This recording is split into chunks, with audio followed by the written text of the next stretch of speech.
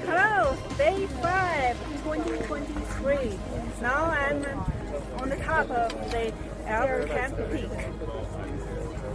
Today I want to share is that after several days of practicing skiing, I can comfortably ski on blue slopes. Do you think theory is more important than practice or not?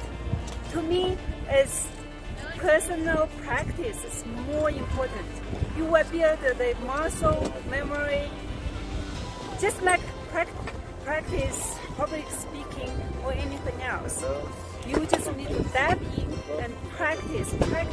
Eventually, you will get comfortable with it. I still ski with a lot of airs and also public speaking wise I still speak broken English, but I'm able to speak.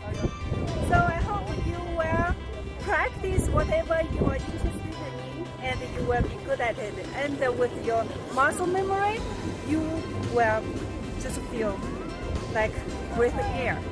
Thank you.